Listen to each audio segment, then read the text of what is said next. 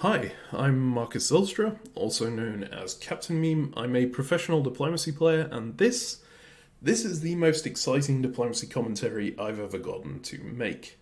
The reason for that, this is a blitz diplomacy game I played, but it's not just any old game. I played this against 6 CICERO agents. CICERO is a new bot released by Meta, which plays full press diplomacy. These bots negotiate. So throughout this game, I am talking to and negotiating with 6 different AIs.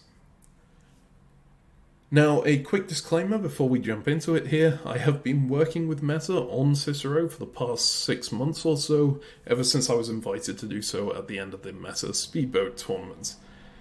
This video itself, though, is not sponsored by Meta in any way, and all opinions given are my own and do not represent Meta in any capacity.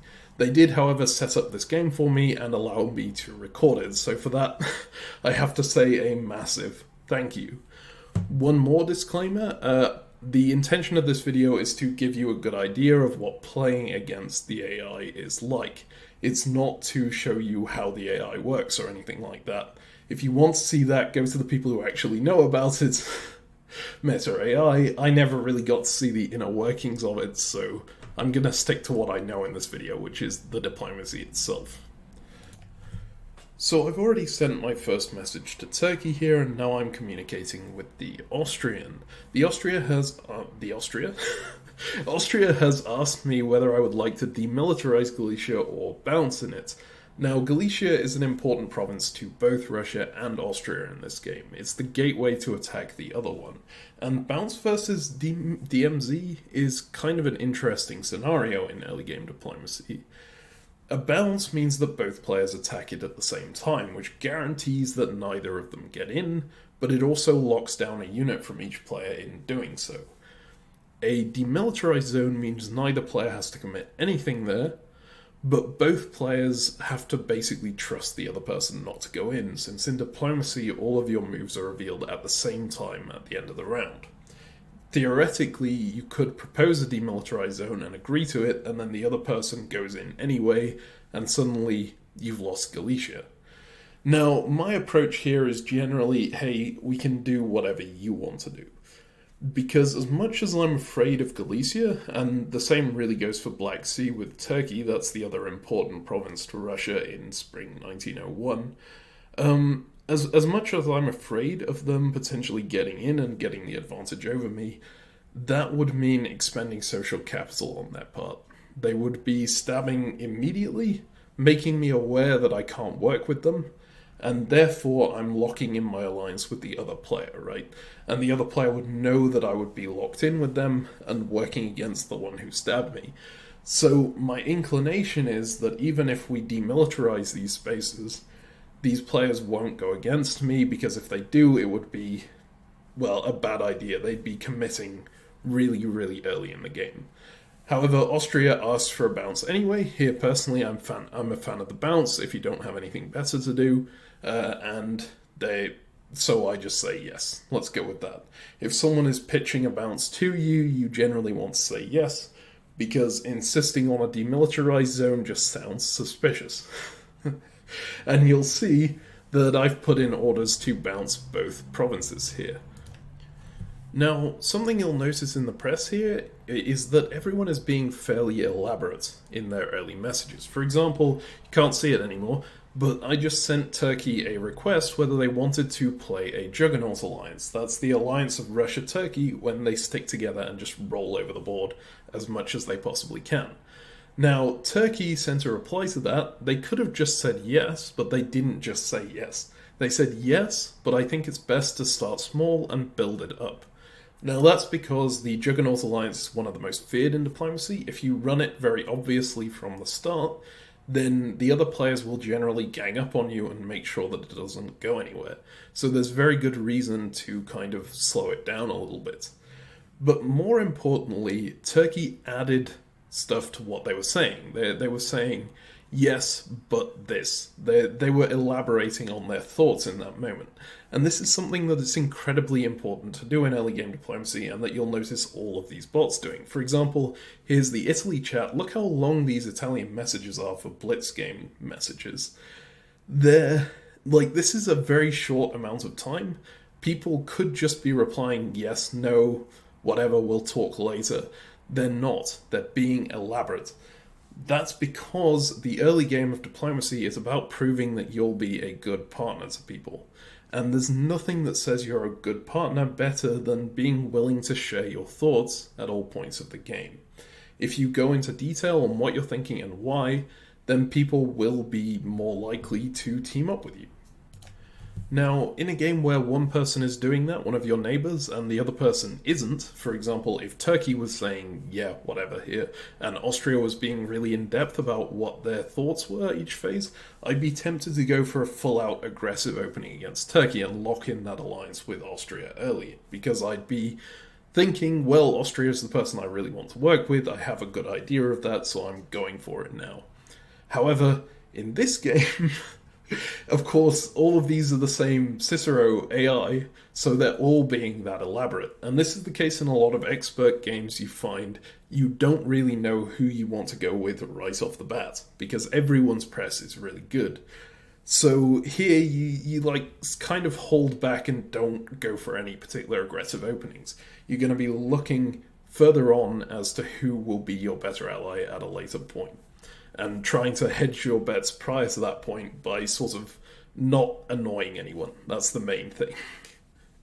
So here, we're now into spring 1902, and pretty much all of the openings here have been very standard. Maybe the one that's not so standard is France's opening, going full on aggressively into Belgium. Usually you would see France try and take Spain with one of those units. But everyone else is kind of neutral, and like, everyone else is also being pretty non-committal right now. You can see that, for example, Germany is focused on Holland, France is focused on Belgium, England is focused on Norway, I'm focused on Romania, Sweden, Austria is going for Greece, Italy is going for Tunis. So everyone's going for these neutrals, and no one is annoying anyone else immediately. And like, that is solid play at an expert level. This is something you see fairly often there. So the real question is, who is going to be the first person to break this? And who's going to try and convince someone else to make the first move? And I'm trying to put little things out there that'll give me a slight advantage. For example, in this English conversation, you can see I'm really trying to convince England to put a fleet into Norway and not an army, because an army can be used pretty effectively against Russia. A fleet cannot be used as effectively against Russia, because if a fleet goes into St. Petersburg, that's the end of the road. It can't go any further, whereas an army going in can then pressure Moscow. And England is really not willing to give me anything in that regard. And that's kind of fair, because putting an army in Norway is usually England's best play. But I still really wanted to try for it here. So that's why I'm going for it. In the south, you can see now I'm talking to Italy. And Italy is really, as Russia, I feel probably your most... important ally in the game, because regardless of where you go in the early game in the south, Italy is going to be trying to press into either Austria or Turkey. And that means that either way, you'll be able to work with them in the long term if they do well. So if they push into Austria, for example, you can join them and split it between you. If they push into Turkey, you can join them and split it between you. And so I'm talking through my thoughts with Italy a lot, because I want to get on the same page as them and be working with them in the long term. And what they're favouring here is that they're going for Turkey. They want to go with an AIR alliance. And that's kind of fine. That's something you see all the time at an expert level, because Turkey is a super powerful player, well, just a super powerful country, if they get out of that box that they're stuck in the corner. So you see Italy, Austria, Russia team up to kill them very early on. Pretty much most of the time. Is one of the reasons why Turkey is considered to be generally a pretty poor country to play at a top level. And poor old Turkey probably going to fall foul to it here, because everyone is kind of going with the same idea. Austria here offering to demilitarize this turn, and the reason for that is that they have a choice here. What do they use Vienna for? Are they going to use it to cover Galicia against me, bounce it again? Or are they going to use it to cover Trieste against the Italian? And Trieste is the more important one because that's a supply center. If you lose Trieste, you go down a unit. If Italy gains Trieste, they go up a unit. So Austria is incentivized to play it safe here and cover Trieste, and that means they have to go for a demilitarized zone with me in Galicia. It gives me a bit of an opportunity to get the jump on them if I wanted to, and honestly, given how good the press has been with Italy and Turkey, I would consider it if Italy was willing to go for Austria. But Italy has shown, well, they've said, that they'd prefer to go with AIR in this instance, which means that, you see, I'm actually checking here and Italy is not responding to me, which is a bit of a problem. I apologize for motorbike noises outside. They're not responding to me right now, which is a bit of a problem, and also is saying to me, okay, I need to keep Austria on side. They might end up being my number one ally here.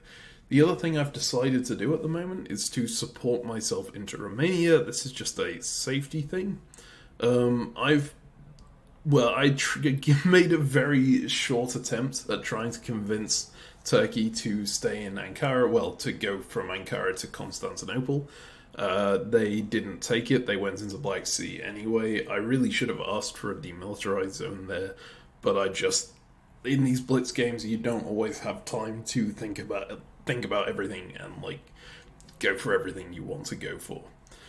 And you'll note I built in St. Petersburg. I ended up building an army in St. Petersburg. As Russia, I like doing this quite a lot. It gives you options. You can still go into Scandinavia quite hard with an army as opposed to a fleet, because you can go into Finland and bring the other army up. And that gives you 3 units on Norway. But I have a bit of a problem going on here because Germany just built Fleet Berlin. And Fleet Berlin is very anti-Russian. You would expect to see Fleet Kiel if Germany was planning to work with you. Berlin can only really move to the Baltic, and from there, it's just outright threatening Sweden. And so this position for me is really horrendous. I've got a Turk in Black Sea, I've got I've got a pretty decent relationship with the Austrian. I've just had to build, like, Army St. Petersburg, so I think I warned England about that in advance, and they said it would be fine. But I still might have annoyed England by actually making the build there. So I'm a little bit nervous about my overall position here. I think in the south I've got to make sure I get an ally. And here, Germany's actual communications with me are pretty nice. They're going, my fleets are going to cycle over so that I can get in a good position to fight England, which kind of goes against what their initial build was. But I'm gonna take the lifeline if they throw it to me anyway, because I'm thinking Berlin is going to Kiel and then out to Heligoland if they're telling me the truth here. And that's something I'd really like to see. It kind of removes the threat of that fleet being in Baltic. I'm also going to be talking to France here, and France is in a kind of similar position as Italy to Russia. There's someone that you really want to work with in the late game, because either way, whoever they attack, any of their neighbours, you're probably going to be attacking one of them as well. So you're in good positions to attack each other. So I'm pretty open about my thoughts with France at this stage. I'm saying, hey, which of England, Germany do you think I should go for? I'm just waiting for a response on that one. So something important to point out here, Turkey goes, I think you're already in Romania. I think this was a bit of a problem with the bot in that they said, I said I think I'm going to support to Romania right at the end of last phase, and clearly they thought I sent it in this phase, because I'm in Romania now, and I did support myself through to Romania. This leads into a more general point that there are occasions in this game, they're fairly rare, but on occasion the AI says something that doesn't make sense, and because I know it's AI, I don't really push them on that unless it's something that outright needs clarification, because I really don't want to cause an argument here. I want to leave myself as the best alliance option, and I think if I get into like a debate with Turkey over arguing over whether I'm in Romania or not, or whether I'm supporting myself to Romania or not, that doesn't help me at all.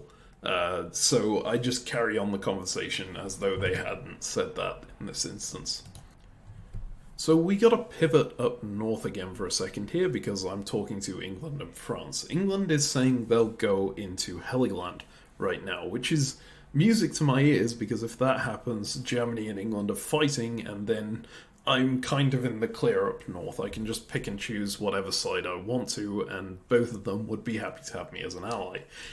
France is also saying that they'll probably work with England, which actually makes me lean towards working with Germany because I want to play balance of power up there. But Germany is so insistent on going to Baltic Sea here. I think I just missed it in the press. But Germany, I was trying to convince them to go through Kiel to attack. Here we go.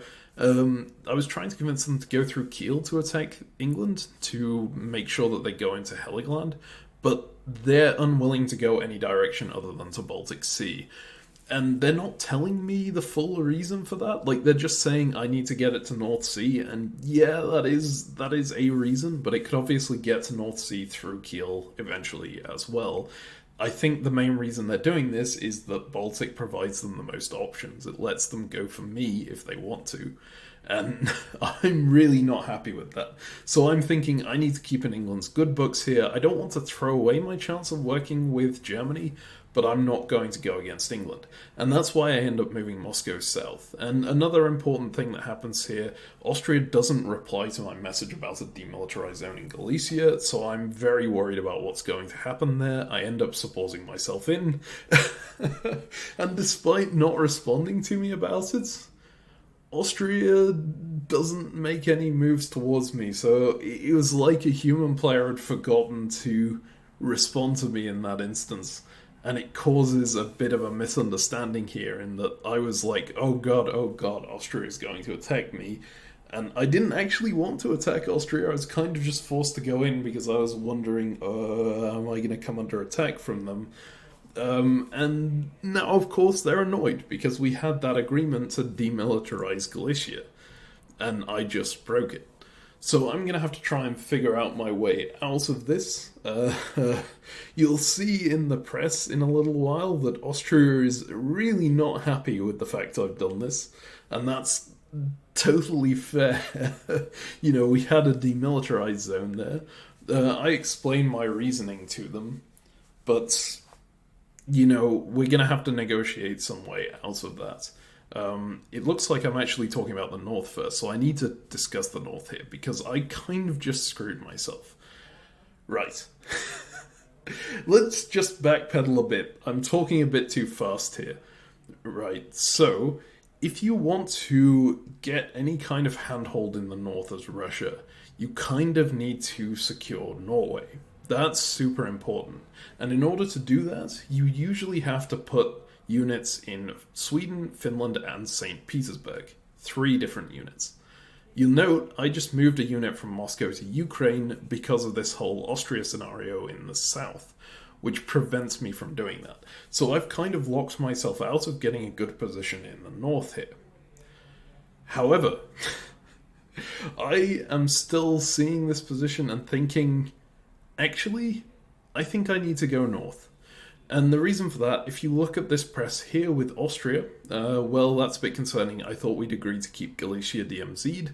I'm saying I got very nervous because you didn't respond to my message about it.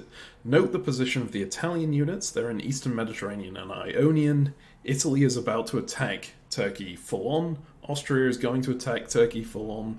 If I stick with Turkey here, I'm not really going to make any gains. Austria, Italy have the upper hand in that war. So I want to stick with Austria, Italy down here, because that way I'm not fighting against the greater power. I have a chance to throw my lot in with them, try and get some sort of solid alliance, and the Italian press is kind of leading into that. They're saying, hey, this England-France alliance looks really strong, we need to stick together and, you know, keep an AIR together, and then go west once we've destroyed Turkey. So I want to sort of stick in that alliance as maybe the weaker part of that. And, you know, I negotiate my backing out of Galicia as part of this. I'm saying, hey, Austria, I said in the previous phase I'm going to support you to Bulgaria, trying to figure out exactly what Austria is going to do here. But the fact that I'm doing that means I'm not going to get any gains down here. Like, if you look at what the position is, I can't get anything out of Austria because I'm allied with them. I can't get anything out of Turkey because I'm putting Austria in Bulgaria and Turkey is in Black Sea. So my only real expansion route is up north. And I just moved Moscow to Ukraine. I've put myself well out of position. So now I'm having to make a bit of an interesting decision in that England is now asking for support into Denmark from North Sea. France is very clearly aligned with England, so if I power up England like that here, France is going to run over the north and kind of lock me out of my expansion route there. And Germany is still being friendly to me, so I kind of want to go for Norway, but I don't have the units to do so. I think right at the end of this phase, I actually rearranged my unit orders to send Ukraine up to Moscow, which is a kind of weird move. It's basically just reversing what I did the previous phase, bringing it down, but it's specifically because I think Norway is super important to me up there. And another very pressing reason as to why I do this, initially I'm saying, hey, Norway is going to... I convince England to throw me a support hold on Sweden because they're using Norway because of this German threat, but Germany then gives me a solid plan of working together. They say, hey, Baltic is going to go to Denmark, Denmark is going to go to Heligoland, Bite.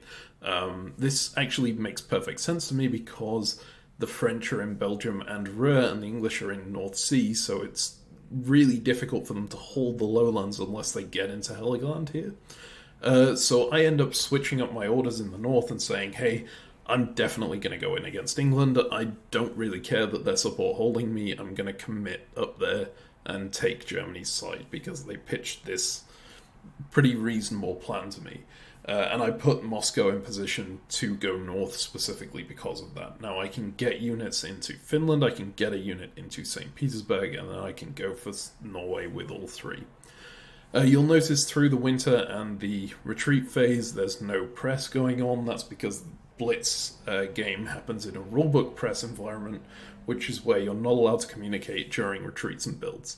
And that also means because they're bots, nicely, they all ready up their orders pretty quickly, so it doesn't usually take the full minutes to go through those phases. This is one of the fastest game of Blitz you'll see, because no one's missing orders and no one's delaying on those phases to talk to people.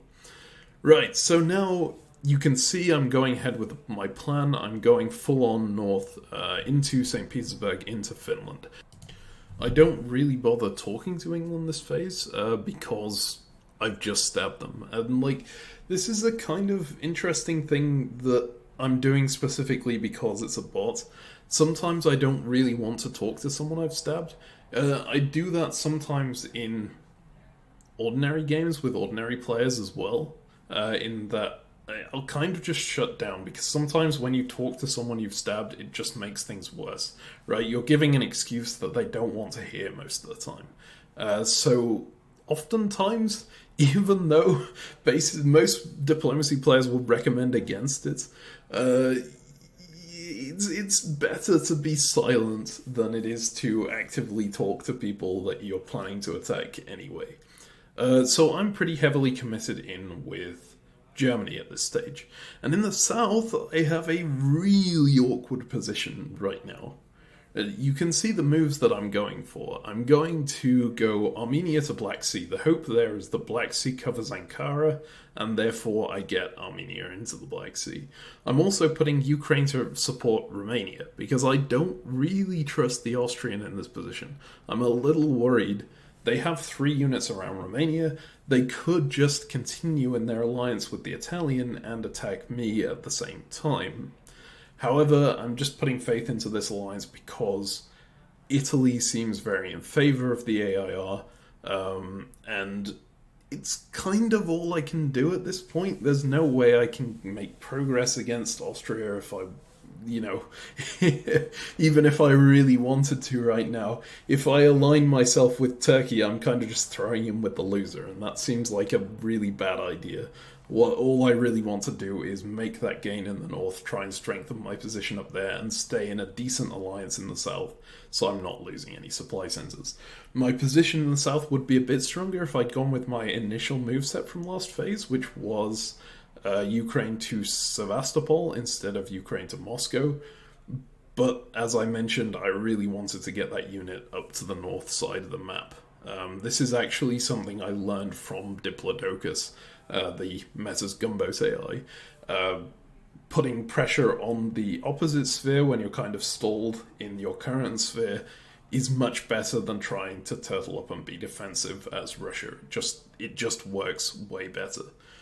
So I'm negotiating with Austria and Italy in this situation. I'm also talking a fair bit to France, because France is allied with England right now, and if France goes and stabs England in the back, it's a massive advantage to me. I can take Norway without any real problems. England would have to turn around, and then maybe even I could go after Germany. There's no reason I would need to be locked into an alliance with Germany later on. And once I'm in Norway, I don't really have that much more I can gain from England because I haven't really been building fleets up here, whereas I can pivot armies to go against Germany fairly easily. So trying to get an alliance with France is quite an important thing.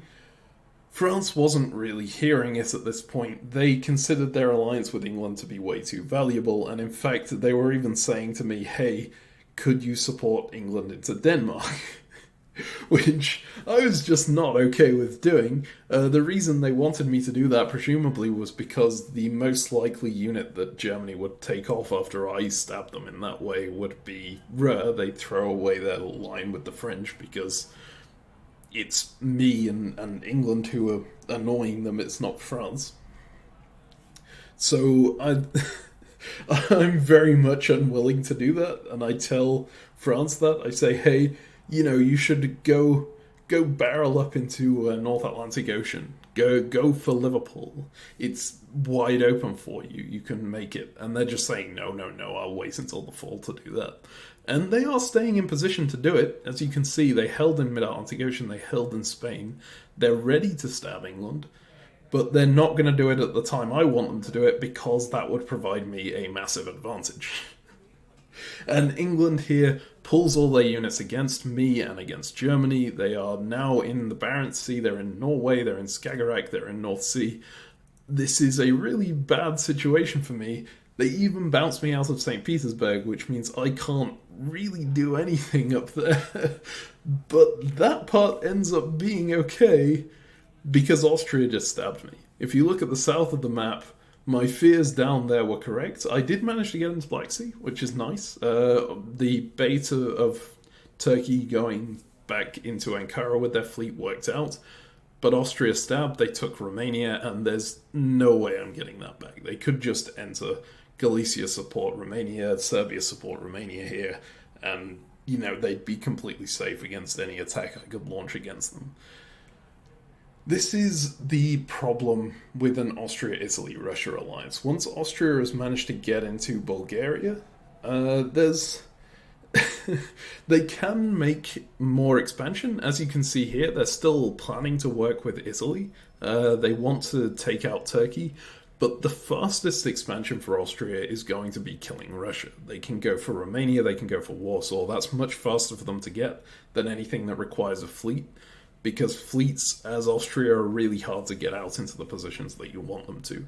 So Austria kind of stabbed me at the right point here. And it annoys me immensely, because ultimately what's made me so vulnerable to this is that I was kind of indecisive with that Moscow unit. I went south with it, then I went back north to try and take out England, then England stopped me from getting up there, so I don't get Norway anyway. And I'm about to lose Romania, and, at this point, things are looking pretty dire. So I'm just generally like, okay, I'll pull out all the stops, I'll do whatever I can here to survive. My main alliance partner here should be Italy. If Italy is sensible, and they are an AI, so they probably should be sensible, they should be stabbing Austria here, because Austria is clearly going to get a lot out of this alliance very quickly, whereas they're going to be in a bit of a slow grind over Turkey in the south. If they stab right now, they could get a big advantage. So I try and convince them to do that. I also talk to Turkey again for the first time in a while. I'm like, okay, I'm sorry, I put you in this position. Can we work together? And Turkey is very open to that. This is something where a bot is, nicer than a human might be, because I'd kind of screwed Turkey over in the earlier game by pushing them out of Bulgaria and gaining nothing out of it. A human might be, hey, how dare you do this? You've screwed me out of my game. A bot is just looking for the best thing they can do at the time, and they're still happy to throw their lot back in with me despite the fact that I stabbed them earlier, because it is their best path forward. They can see that they're going to get attacked by anyone else they work with, so they're happy to go ahead and work with me. So I have got Turkey in the bag here. I also talk a bit to England. I'm like, okay, you've got a much better position than me in the north. Is there any way we can peace out here? And you might be noticing, if you know a bit about diplomacy, that I'm doing something quite sneaky here. I talk with England and I say, hey, I really need to get more units south. Can we peace out? And England says, sure, but you need to give up Sweden, which is kind of reasonable in this position. The way they want to do it is they want to send Norway into Sweden and Barents into Norway. And that would take all the pressure off St. Petersburg. It's a really good deal for me, seemingly, because all I'd need to do is take my northern fleet off the board and I could focus on the south without any real threat to my northern sphere at the cost of one supply centre. But I noticed with that order set, there's a chance, if Germany taps Skagerrak, that I just get Norway. In fact, it's not just a chance, it's probably a guarantee, especially if Germany attacks Skagerrak and North Sea at the same time. That cuts any potential support for Norway. England is hopefully doing this thing that they've been pitching to me, and I can make a bit of progress and get into Norway and make up for that supply centre I'm losing in the south. And that is such an... I don't know, it's a play I wouldn't have made a year ago. It's a play I wouldn't have made before the Meta Speedboat tournament. But specifically in that, I found, again, turtling up as Russia doesn't really work.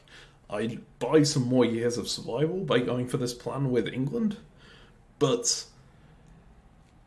I don't think more years of survival are what I need. I think I need to be still in contention for the lead here, and stabbing England at this moment is precisely what I need for that. And annoyingly, it doesn't end up working because Germany doesn't bother going for Skagerrak. I was trying to talk to them and guarantee that they tapped Skagerrak for me, and they decided not to. They just went for North Sea instead, which is totally fair because now they're in North Sea and that gives them a huge advantage personally. But it's really annoying for me because if you look at the south side of the board, Austria just took that advantage, they just took the opportunity to walk over me here. They supported themselves into Ukraine. I just pulled north to try and do everything I could to take Norway, and now Austria is just all over me. The one saving grace I've got here is that Italy did make that move I was hoping they would. They're like, this is so... Quite often in this position against normal humans, you get two players who get locked into a partner alliance, and the weaker of the two will not think about how strong the other one is getting. They'll just go, oh, that's my ally, it's fine if they get strong. An AI is clearly always aware of how strong its ally is, and it doesn't want to be completely outpaced by them. And this Italy saw that, and they're like, okay, I'm not going to make any progress anytime soon in Turkey. I need to stab Austria now. And they went for Trieste and they went for Albania. And that's just beautiful, beautiful for me, because Austria doesn't have the units to defend itself against Italy and attack me at the same time. They have to pull back. So I'm off the hook, I hope. But I have to convince Austria to back out of Ukraine in order to do that. I love this. So Germany going, I didn't see this in time, sorry, when they're saying this is my excuse for not attacking Skagerrak. It's pretty, I'd say that's unlikely to be true. The bot does take a little bit of time to, figure out what it wants to do, but I think I left enough time there. I think the bot just looked for an excuse that I'd accept as to why it went for North Sea instead of helping me. And, that seemed like the best one. In the north here, we do see that France has gone to English Channel. They've gone into Mid-Atlantic Ocean. It's not quite as effective as going into North Atlantic Ocean here, but it's also less immediately aggressive against England. It could be them going for Belgium, or it could be them going for London. So we'll have to see where they decide to go here. I want England out of the game because all of their units are positioned to attack me. Even if they lose stuff, it's going to be hard for them to pull those units back to a position where they're not aggressive towards me. So I want them to lose those units as quickly as possible. So I've been talking to players about doing that.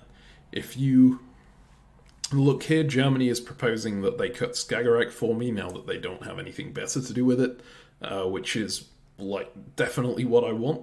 I'm a little annoyed that they didn't do it last phase, but whatever, I'll go with it. And I'm going to go ahead and take Norway. Austria is now offering to pull Ukraine back and to defend themselves against Italy, which is exactly what I was hoping they would do. So I'm given a bit of a lifeline down there. And France, I think, states that they want to go against England here, which is, again, music to my ears. Their reasoning for doing so doesn't make a ton of sense. They were like, Germany stabbed me, so I should go against England. Maybe that's bot logic. I don't know. But regardless, I'm very, very happy to hear it. Because right now, France can gain a lot out of England, Germany can gain a lot out of England, and if England dies, I'm not in as bad a position anymore. So it's kind of in all of our interest to go for it.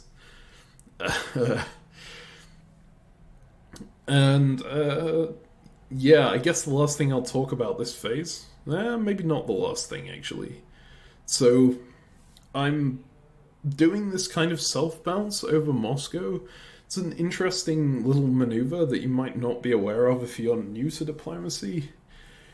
A self-bounce is a move where you attack the province with your own units twice. So in this case, I'm moving Sevastopol to Moscow, I'm moving Warsaw to Moscow, and I'm bouncing myself out. And what that will do is it will keep Warsaw defended, it will keep Sevastopol defended, and it will defend Moscow on account of everyone attacking it at the same time, right? If Austria goes for Moscow with Ukraine, that's going to be attacking at the same time as Warsaw and Sevastopol are, and therefore everything will bounce out. So it's a little nice defensive maneuver, but it's not actually all that good defensively here because Austria could very easily just go, hey, Ukraine support Romania to Sevastopol, knock you out of there, and then keep on pressing through. I'm really reliant on my press here, having done the hard work. And it does, as you can see.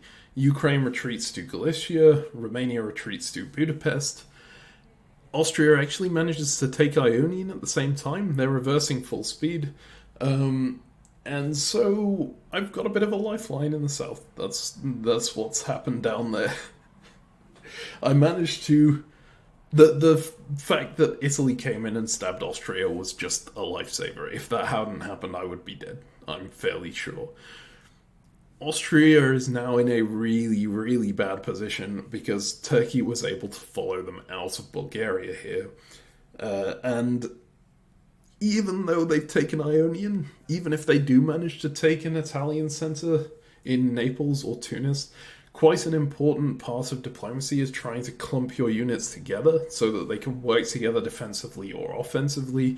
If you send one of them off to snipe a supply center off on the other side of the map, yeah, you're taking your opponent down a unit, that's great, but that unit that you sent away isn't really helping you very much. Yeah, at best it's just going to be a place you can survive at a later point. So Austria here is just in a really horrible position. Up north, I'm still not doing too well. England is basically saying, hey, I'm just going to defend against you because this is where I've got all my units. And that is very painful for me to see. It's like, I'm the weakest of your neighbors. Why are you doing this? But it does make sense because they've committed so hard and Germany managed to snipe North Sea off them like this. Their homeland is basically lost. So they have to relocate to Scandinavia if they're going to survive this. And that means attacking me. So as much as I hate it, I am going to have to deal with the English player coming for me pretty much all out from this point. And actually that's reinforced by quite a lot of what England says from this point on. I don't know if I'm going to switch to that chat yet. I guess not yet. Oh, there we go. Okay, so they're giving kind of nonsense reasoning. They say, well, not after you took St. Petersburg, which I never took St. Petersburg, but whatever. I guess they meant move to St. Petersburg. I'm going to make sure Germany takes my centres instead of you. If Germany gets my centres, they can fight France better. Now, that's true, and this is a threat that human players often use. It's like, hey, it's, if you attack me like this, I am just going to throw my centres to someone. And I think they're trying to leverage the fact that Germany is getting their centres anyway. So they're saying, hey, this is your fault. I'm going to throw these things to Germany. But either way, it doesn't really change what I can do, because I'm fully committed in the north right now. I have to go for Norway. England kind of has to go for me, so this whole negotiation with them is kind of pointless. If I was a better negotiator, maybe I could convince them to turn around and defend. I think that's harder with a bot, because it doesn't make logical sense for England to turn around right now. It could make emotional sense if they liked me enough. But I'm not sure a bot thinks in that way. And something you'll see in the south here, I'm committing to moving Sevastopol to Romania and Warsaw to Galicia. I think Warsaw to Galicia was on Italy's instructions, and Italy also offered to support Sevastopol to Romania. I'm like, I probably shouldn't annoy Austria here. But Austria asked me to backfill Romania anyway. Maybe I can get away with going in. Austria presumably doesn't actually think I'll get into Romania. They're just asking me to cover it in case Bulgaria or Serbia goes there and bounce out.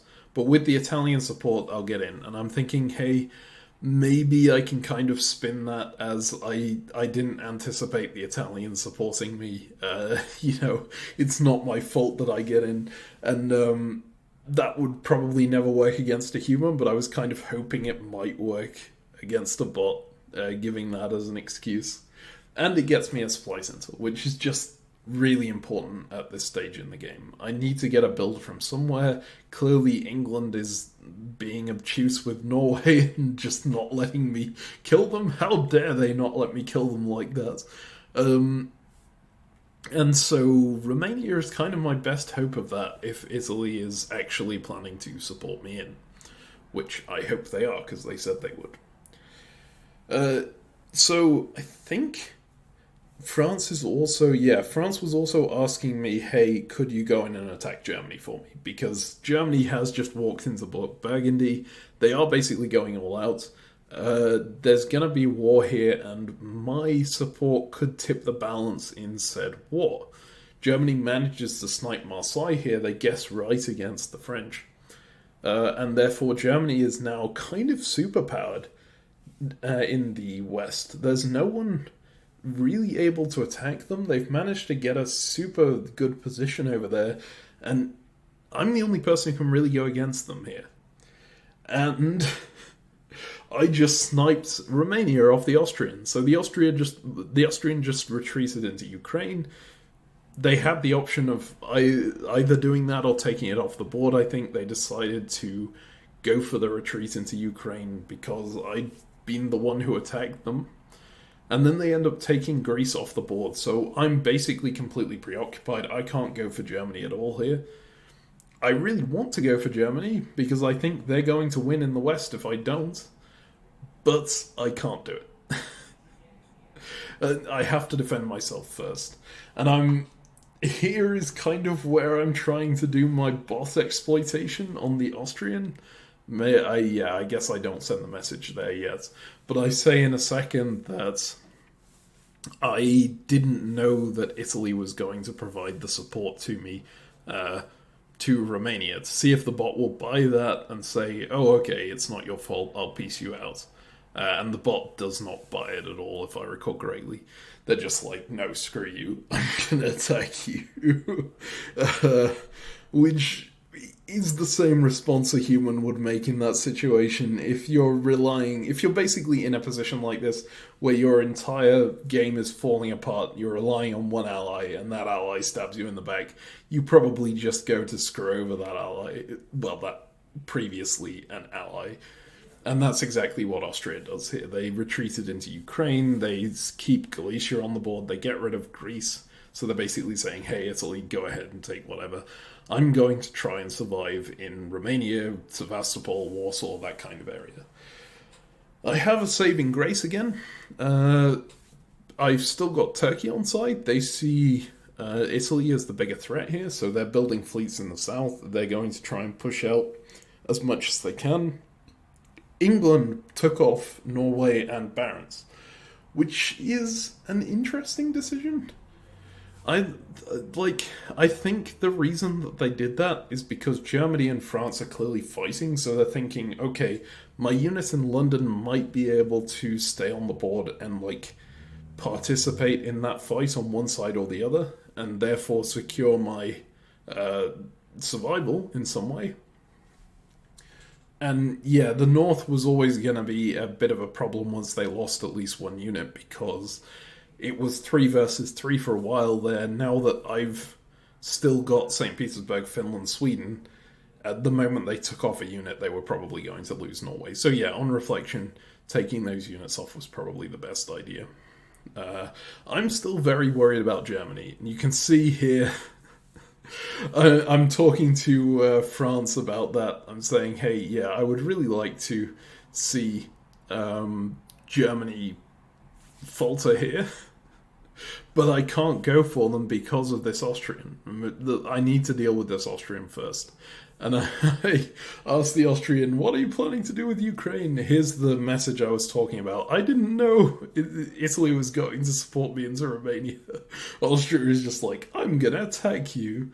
It's a much more friendly I'm going to attack you than most human diplomacy players would give, but it's still definitely telling me they're going to come for me at this point. Thankfully, I still have Italy on side.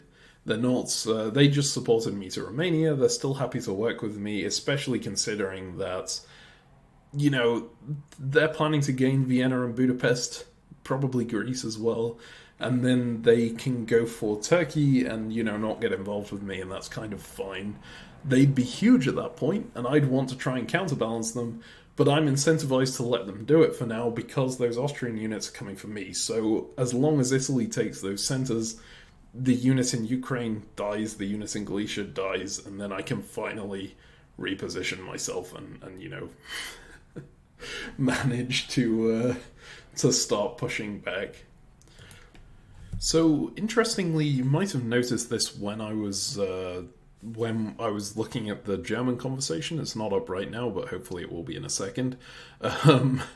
Germany is actually trying to convince me to go back to working with Austria here, and he's presumably telling Austria the same thing, please work with Russia. The reason for that is that Italy is the clear strongest power in the south right now. They really only have one strong opponent, which is Turkey, and they can get the Austrian centres very easily. They can get Vienna, they can get Budapest very easily, and there's no real solid opposition to them right now.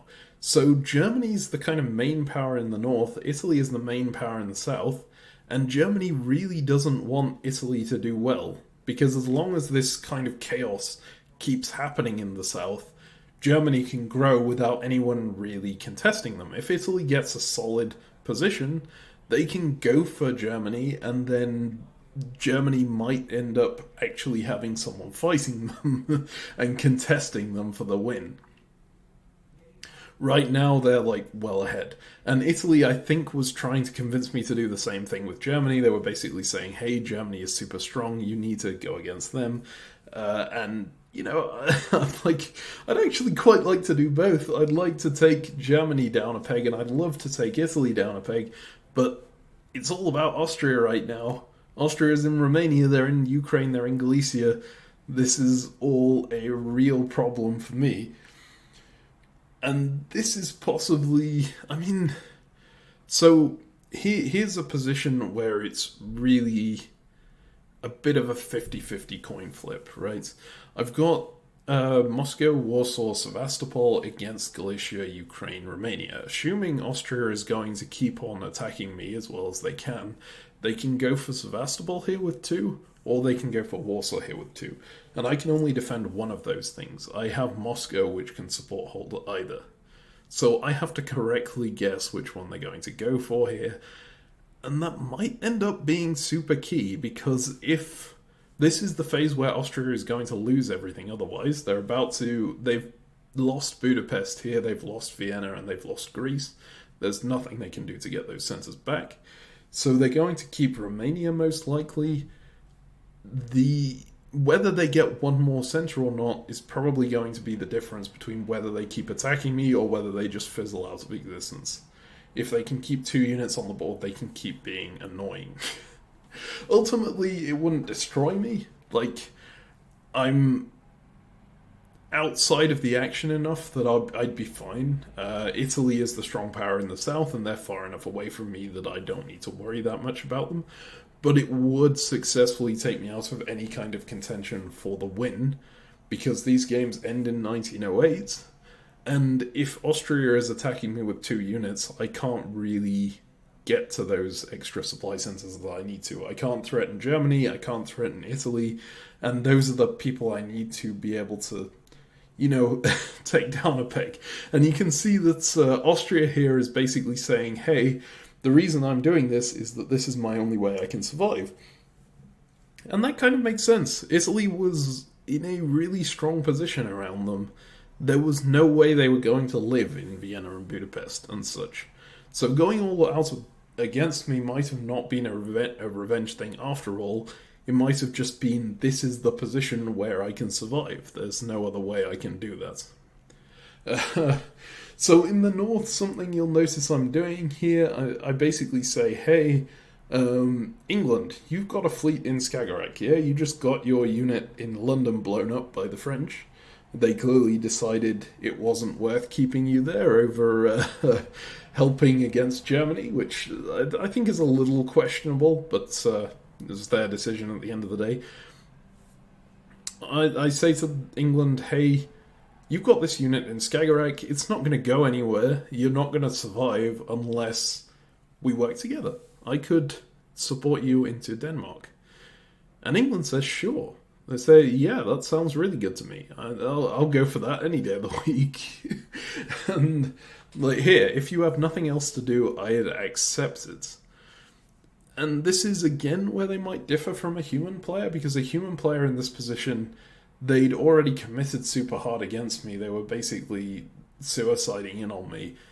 A human player will usually stick to that, whereas the boss is pivoting to whatever's benefiting it the most at that time. And what will benefit it the most at this point? It's probably the route that provides survival. And that offer of survival that I'm giving them is the best that they'll get. And it's probably going to work too, because North Sea is almost certainly not going to support whole Denmark here. Even if it did, there's a decent chance it just gets cut from English Channel. And really, you want to be moving it somewhere like Norwegian or London to get it out of the way, because you want to feed more fleets through there. So here, this is like my one act of defiance against Germany. I'm not sure it was actually a good idea, and it certainly wouldn't have been a good idea against a human player, I think, because this is just annoying Germany. There's a good chance that they'd throw in against me because they'd say, hey, what are you doing? You're under attack at home and you're just helping a random English unit to pip a supply centre off me. Okay, screw you, I'm going to go for Warsaw or something like that. But the fact that it's a bot means I know it will play for its best interests, and I don't think its best interest is going for Warsaw right now. I think that would overextend it too much. It needs to continue attacking France, as you can see it is doing in Liverpool, taking that there. So helping England into Denmark, it weakens Germany a bit, doesn't really take anything away from me because I know they're not going to have an emotional response. So I think it was the right move in that scenario. Although the one doubt I have is that Italy now seems much stronger than anyone else on this board. If I had guessed wrong on Warsaw Sevastopol there with Austria, I would have very little doubt that Italy would come out on top in this game because this position is just incredible. Look at that line of units. It's super solid. The Turk has a brief chance to maybe get Greece here, but even then they need Austria to work with them. It's so difficult to make any progress against this.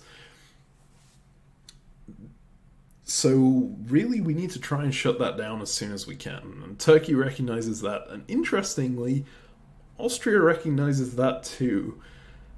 This is again where the bot differs from a human. You saw it last turn, it was going all in against me. It was basically going, okay, my only chance of survival is going into Sevastopol, going into Warsaw, going into Moscow, whatnot. A human will generally continue committing against the same person, like, over and over again. If they go all in like that, even when they're down to one supply center, yeah, they would just keep attacking me, for example.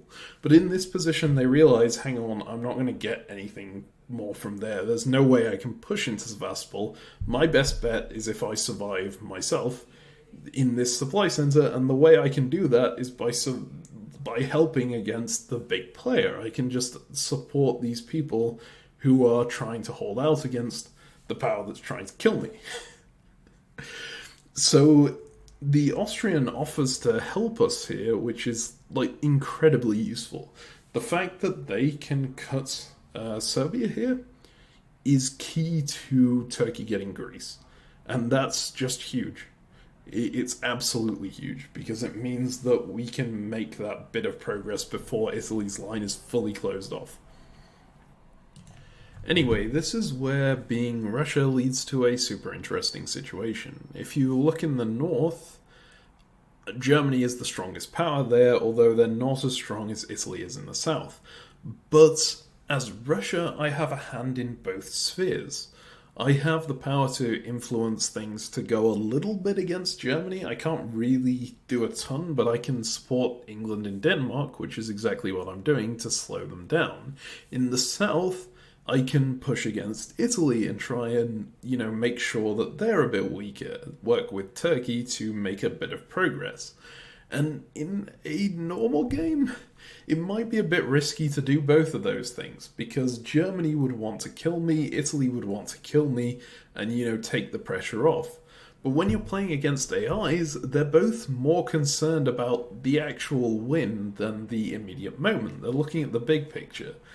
And for Germany, their biggest long-term threat is Italy, who I can help against. For Italy, their biggest long-term threat is Germany, who again, I can help against. So I'm kind of in this weird position where I could attack both of them, and I'll probably be fine. In this position, I think that Germany is the weaker power of the two. It's pretty clear that Germany is the weaker pair of the two, so I'm going to commit much less against him. I think I end up sending St. Petersburg south and just keeping the 2 units in the north, but I keep supporting Denmark at least for this turn, basically to say, okay, Germany, I'm not that concerned about you, I'm not going to work against you, but I'm also not going to let you back into Denmark. I want to keep you a little bit weak so you don't run over the north and then take Sweden and Norway. Denmark is like my buffer zone against the German here. So I'm going to go ahead and use that. It's a really interesting position because not a lot of powers get to play this way. This is what happens when you're Russia and you've managed to get a foothold in both spheres. And the only other real power that can get a foothold in both spheres like that is Italy. France can sometimes do it by taking Italy, but that takes a long time. Italy can do it by getting into Iberia, but no one can really do it as well as Russia can by getting into Norway and Sweden like this. So I'm pretty desperately basically trying to get France and Germany to make up at this point because I think that Italy is the stronger power. If France and Germany make up, it might be a bit dangerous for me up north in case Germany just decides, hey, if I've made up with France, my best option is just to pivot into Scandinavia. But I think from what I saw that Germany would be more concerned about Italy. And I was clearly wrong about this because if you look at the moveset, Germany just leaves themselves completely open to Italy here. They're like, hey, I'm going to go all out on getting as much as I can in my own sphere.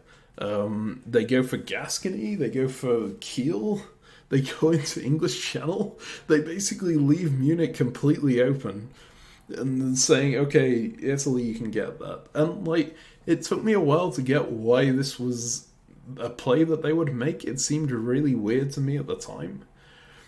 But I think it's super important for Germany to get Denmark back if they want to top this board. Specifically because, hey, if they lose Munich to Italy, Italy is being attacked by everyone in the East already, right? Turkey is going for them, Austria is helping us against them, I'm going for them. And, you know, the fact that we're all going for them like that means that Munich isn't really something they can hold at any point. If they go in with Tyrolia, for example, here, they might take it off of Germany temporarily, but towards the end of the game, Germany can 100% get that back. Whereas, if Germany commits to Denmark right now, they get back into Denmark and they open up their options in Scandinavia. They basically put themselves in a position where they can attack me at a later point, which gives them the option to get more supply centers later on. And that's always what you want to be doing, because at the end of 1908, the person who has the most supply centers in Blitz is the person who gets the most points. That's just, you always want to be the person leading if you can. So they're playing this kind of super aggressive game that I've found is very bot-like. It's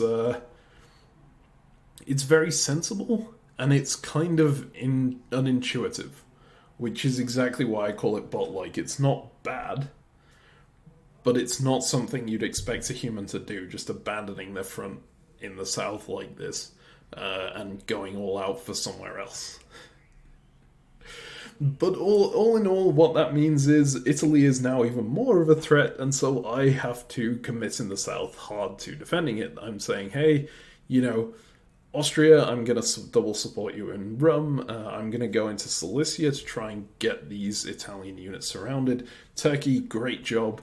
Austria and Turkey managed to work together to take Greece on the last turn, and Turkey can now potentially bounce Italy out of Ionian. It's a bit dubious whether they'll actually manage to, because Greece can get cut, but that's still enough of a delay that maybe we can get the upper hand down there. And this is kind of an interesting moment, right? Because I think I talked to Germany at this point, and they're like, can you help me into Denmark from Baltic? And I'm looking at this situation, I'm going, what's the alternative here? Okay, I can throw a support hold on Denmark, and there's no guarantee that I actually keep England alive if I do that. They could commit North Sea support Kiel up to Denmark, Baltic support Kiel up to Denmark, and they'll knock England out of Denmark and blow them up. And then that's even with my support going in. If Germany is offering to move Baltic to Denmark, then suddenly things change a bit. They have the option of using Kiel to defend themselves against Munich, which stops Italy from being as much of a threat. They're also then offering, basically, hey, if you do this, my unit will be in a position that's less threatening to you. Because think about it, if they move Kiel up to Denmark here, they end up with Baltic Kiel North Sea, which is basically surrounding Scandinavia. They're putting units everywhere they need to take Sweden on the next turn. Whereas if they get my support to go Baltic to Denmark instead, they free up the unit, but importantly, they also free up Baltic Sea. They empty it. And therefore, it's not as much of a problem for me. They get the build potentially, but I'm like, whatever. You can have the build at this point. Italy is the bigger threat to me. Okay, I'll help you against England, given that you're probably getting Denmark either way, and doing it this way is more in my interest. Sure, I'll agree to this. So I think I end up doing this. I do support Baltic into Denmark and kill my English ally. And of course that would annoy England in a usual game. You can note I'm not talking all that much to England here. England is telling me what France is doing, which is nice, but it's not very helpful. And, you know, the nice thing about killing someone with a move like this with a stab is basically saying, hey, I don't need to worry about consequences.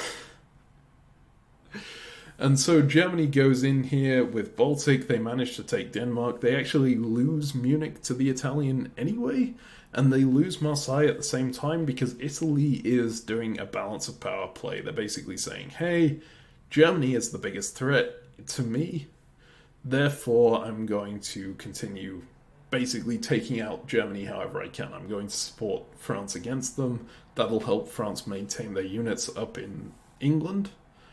And therefore, Germany will have a harder time making any progress. Makes total sense. But, interestingly, we did manage to get Austria into Serbia somehow, which is good in a way, because it means that the Italian line is much less strong than it was previously. It was previously like a solid line of units that they had that would have taken a while to batter down. Now that we have Austria in the middle of their units, we can cut basically anything we want to and try and go for them. The one problem that it provides me with is that I was not expecting a unit to be in Romania, so now I have to cover Ukraine, which means I can't really make much other progress. I can go for Romania and hope here, but I'm very uncertain as to whether that will work. But yeah, so you may see in the north I've decided to move Sweden down to Baltic and Norway down to Sweden. That's because Germany just got 2 builds, so they're very likely to push Italy out of Munich this phase. That means they could very easily get back on their feet. They're still in a much better position than France is in the north, and, you know, that's might be enough to eke out their victory in the north, and therefore they would be able to turn on me. So I really want to get into a position where I can at least knock them out of Denmark again, so that I have that layer of defense. You might notice here that Austria is kind of down about their chances. They're saying, hey, this is all up to you and Turkey now, I'm basically out. They're piecing out at a point that I guess I wouldn't, but they've noticed something I haven't, which is that they don't really have a way out of their current position. Serbia is just... The problem is, right, the only place that Serbia can escape to with support from either myself or Turkey is Romania. It can potentially go to Budapest with Galicia's support. There's a decent chance that Galicia gets cut. And even if it doesn't, there's a decent chance that I would be wanting to basically use Galicia for something else. Because, for example, taking Romania here is much better for me than helping Austria in. So Austria is basically going, okay, there's very little chance I survive this at this point. I don't see a great way to do so. Thankfully for me, Turkey offers to support Sevastopol to Romania, so I'm just like, okay, well, maybe Austria can survive anyway. I'll go for Budapest with Galicia and just see if I can tap enough units that Austria survives in Serbia. And I'm also talking to Italy at this point. I'm basically saying, hey, you know, is there any way we can potentially work together against Germany? Because I'm seeing Germany as quite a big threat to me in the north, and therefore there's a decent chance that, you know, I would want to attack Germany more than I'd want to demolish you. To put it shortly, and obviously I'm not planning to back off of Italy, but I think it might benefit us both to work together in the north, regardless of what we're doing together in the south. It's one of those weird situations where it benefits someone to work with someone in one area and to fight them in another. I know I'm pivoting very quickly on conversations here, but while I have the Turkish window up, you'll note Turkey now requests to go into Black Sea. And that for me is like, oh god, no. No, no, no, no, no, no, no. Because this is what I was saying earlier. Once Turkey is out of that box that they're compressed into at the start, they have real power potential. And them being in Black Sea is just it puts them in an absolutely dominant position over me because they can build in Smyrna and then just go for Sevastopol. They could support themselves into Romania. There's basically nothing I can do about it because I haven't got any kind of fleet in that area. I have no control of Black Sea whatsoever. So I kind of just have to go, yeah, okay, that's fine by me. I would have loved to say, no, that's not okay. But right now, I'm incredibly reliant on Turkish assistance. It cannot be overstated how reliant I am on Turkish assistance in the south. There is no way I'll make progress against this Italian if Turkey decides to work with them. So I kind of just have to go for, say, hey, that's fine. Here, you can have Black Sea, whatever. It works for me when I'm really not okay with it. They do say it's to put us in position to take back Romania, which doesn't make sense because they were supporting me to Romania anyway, unless they were anticipating that Bulgaria would get cut.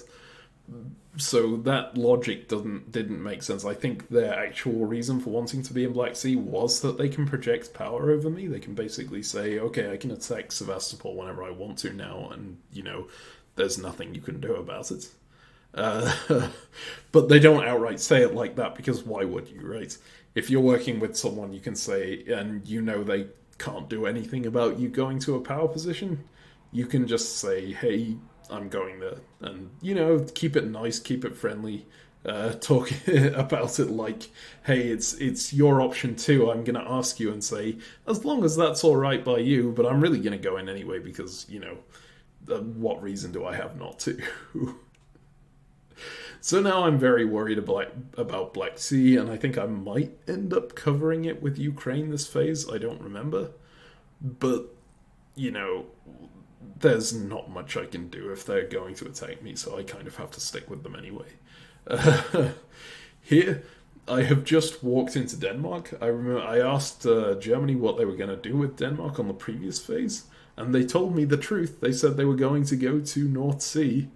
And so I took advantage of that to slip in behind them.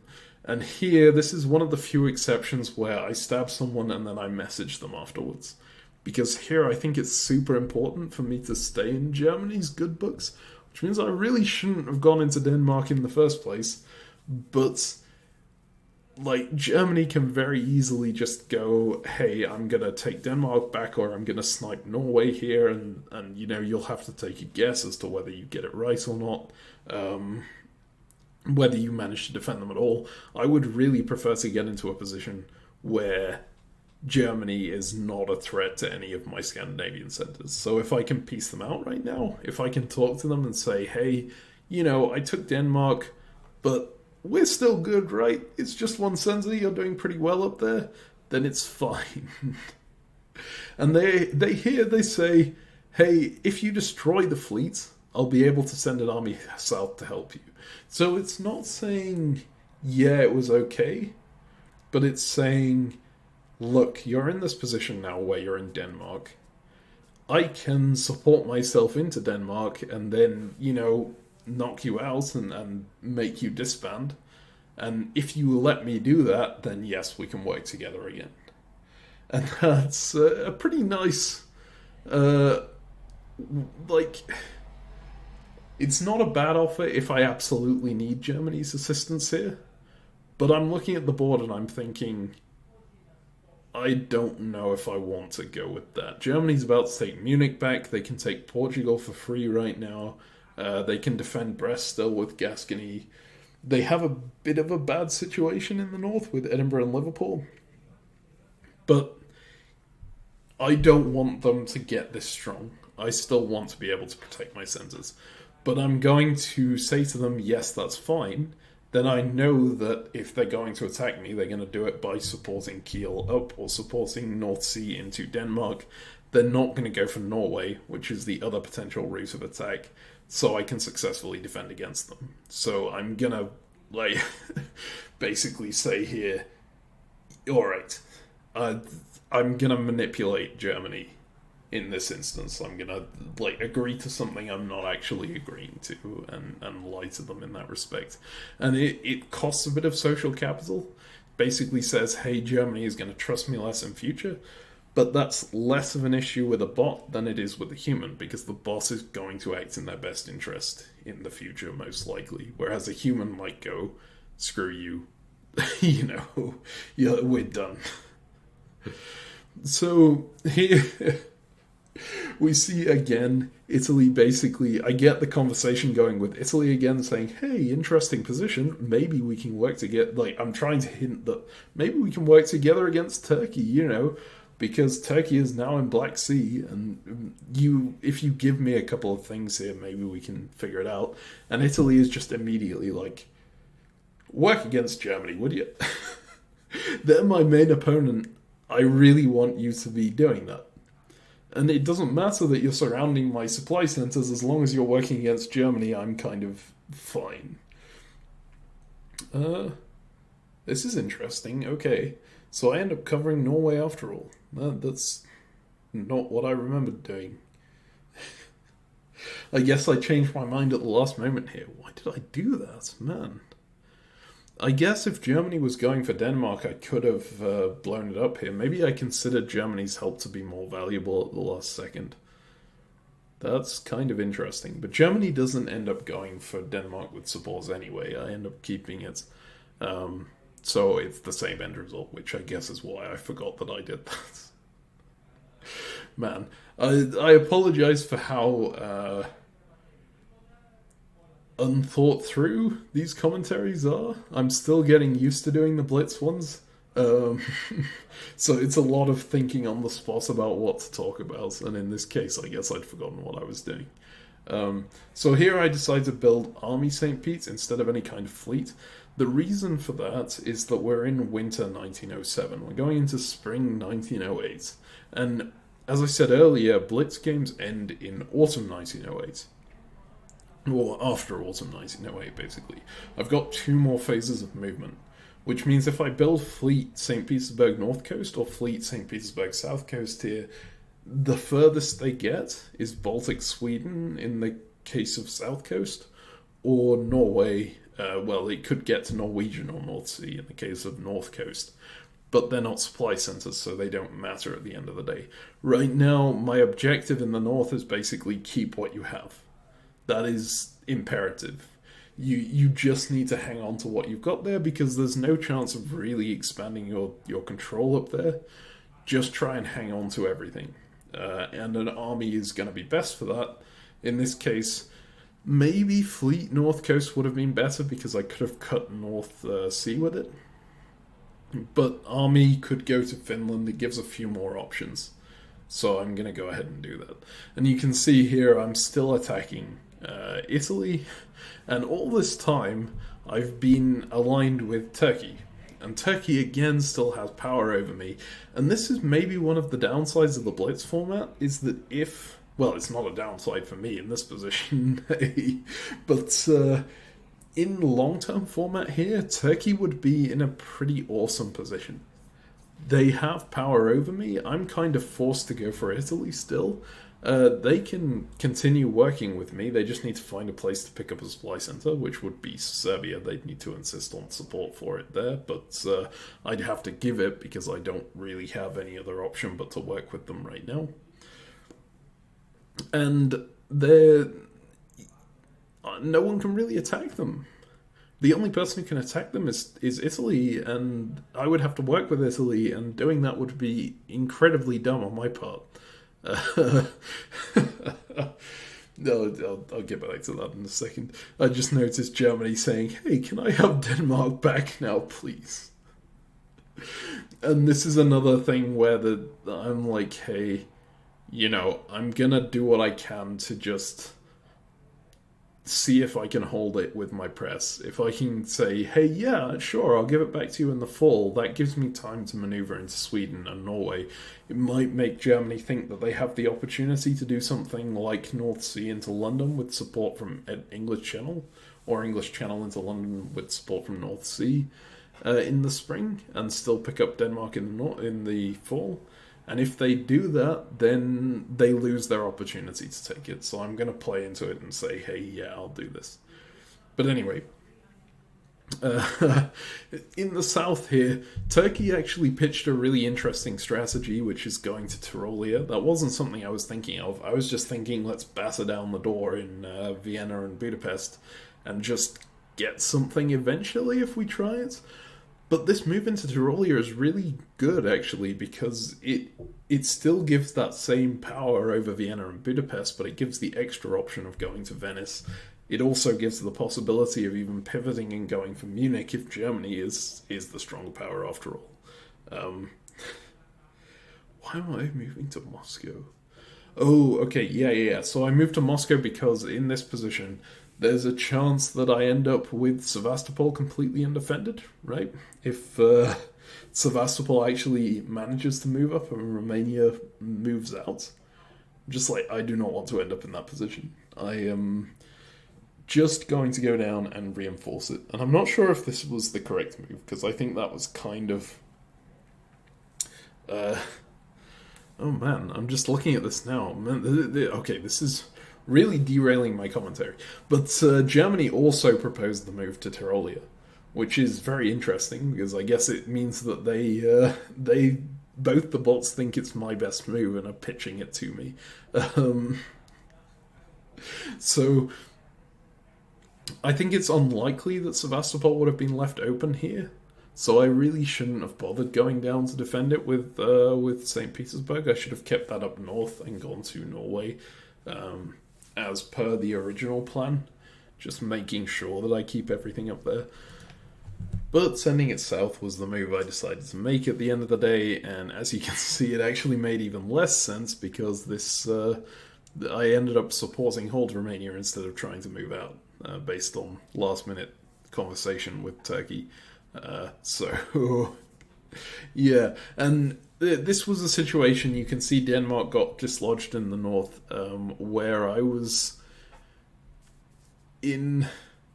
So I was trying to play the bot again, right, and say, hey, yeah, sure, you can take Denmark, it's absolutely fine, in an attempt to get them not to do it, because I was saying you can take it in the fall. They did not. Like, maybe it's because I did it before and they were like, okay, that player is not trustworthy, let's just make sure I get it this time. Or maybe they just view this as their best strategic move to guarantee it right there and then. But they do actually go for it here and they knock me out regardless. My plan there didn't work. So I went into Baltic on retreats. This is a bit risky because there is that French fleet in Norwegian Sea. Germany could absolutely just support that French fleet into Norway, and then I'm a little bit screwed up there. Specifically because I moved St. Petersburg down to Moscow. I could have retreated to Skagerrak to avoid that possibility. I think there's like a good chance it doesn't happen anyway because Germany and France have not been working together basically for the entire thing. But here, because it's the final phase of the game, and because the scoring system works the way it does, it wants you to be ahead of the other players. And it's actually a bit of a tight race right now. If you look, it's Italy 9, Germany 9, Russia 8. Germany helping France to take that centre off me might benefit Germany as well, because it takes one of their rivals down one, and, you know, obviously it benefits France because France gets a centre out of it. So I am a bit worried about that happening, but I've considered, hey, going to Baltic is probably better because I might be able to snipe a centre off of Germany. Worst case scenario with Norway is that France gets supported in, France goes up one. France isn't my main opposition for the lead now, it's Italy and it's Germany. So that was my thought. We're in the final phase of the game now. I'm deciding to go full into Budapest and Vienna. I have a feeling here that Turkey should probably just go for Romania and take that off me. That would potentially be the case in a longer game as well, because Turkey's problem right now is that they have too many fleets. They need at least one more army. And it made sense to build those fleets at the time that they got them, because it gave them a fleet to put in black and it gave them a solid line of defense against the Italian in the south. But they need to get one more center in order to basically establish any kind of threat against anyone at this point. They can't push into Ionian without me making significant progress first. They can't push into Sevastopol without building an army. So they need to get a unit somewhere, and unless they're demanding support into Serbia, they're not going to get that. And interestingly, they don't actually demand support into Serbia. They kind of just imply that they would like it. And I'm not going to give them support. Well, I was never going to give them support anyway, because it's a 1908 endgame, and I want to take those centers for myself. But I think here, potentially, they should have gone for Romania. They end up sticking to the alliance, if I recall correctly, and just carrying on cooperating with me. And I really appreciate that. And maybe it actually would have worked out for the best in the long game. Because if I gain supply centers here, I build in the north most likely, because it doesn't really benefit me to go against Turkey at all. Turkey, while they're not that well positioned to attack me, they are certainly well positioned to defend themselves against me. There's basically no way I can make progress there. So I end up building in the north, and I would go off against Germany. Italy would get a bit weaker, and Turkey would be able to push further, right? But in a 1908 endgame, this doesn't help them enough. So they end up kind of stuck in their corner for the entire game, although they did make a pretty decent recovery for Bulgaria and Greece. So if we look at the final position of this board, basically what we had throughout the game was an Austria who got very strong initially, made the stab against me. Italy made the correct move after that and went in to stab Austria to make sure that Austria didn't take the balance of power, the powerful position in the south. And then Turkey and myself work against Italy from that point, after Italy gets a massively strong position. And we managed to just about take down Italy to the point that Italy is no longer a threat. And this is... I think Italy just misses out on the board top, if I remember correctly. This is kind of an interesting situation, because it's basically perfect play from the Turkish player and from myself in this situation. If Italy had gotten anyone to work with them down there, they would have been fine. But because it was a bot and it was an expert player, it was a bit of a problem there for them. And if you look here, I managed to slip into Kiel. Germany, they have a really weird position at the end here. They guessed incorrectly in the north. So they don't end up taking... I think they end up losing Kiel. But they still manage to come out on joint 9. So they end up getting the joint board top with me. And I get a pretty surprising board top out of it. I basically had that opportunity because the other players were all constantly trying to outbalance the people who had gotten ahead. So there was always a chance for me to get back in the game. And as Russia, if you manage to survive, that's a pretty ideal situation for you. So I'm going to try and keep the wrap-up quite short here, shorter than I usually do anyway. As you can see, I managed to pull off a board top at the very end, a joint board top, thanks to the fact that everyone was playing Balance of Power. These AIs, regardless, are incredibly strong. Cicero became the very first AI to win a press tournament a couple months ago with BlitzCon playing under the name Franz Brosov. If you'd asked me a couple months ago, well, I mean, before I started working on Cicero, whether an AI would ever be competitive in press diplomacy, I would have said probably not. Like, it's...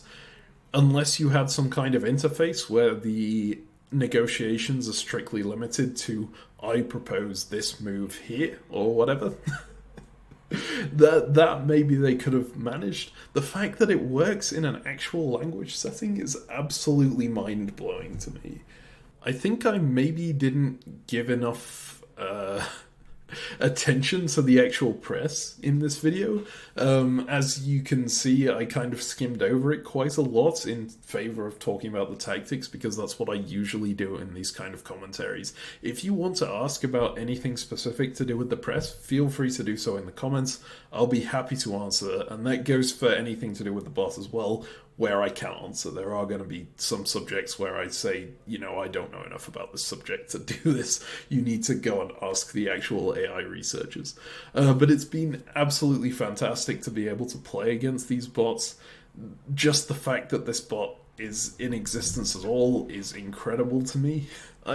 I really just don't know if I can articulate how incredible without going massively over time. But I said I'd keep this short, so again, feel free to ask me any questions you want to in the comments, and I'll see you next time.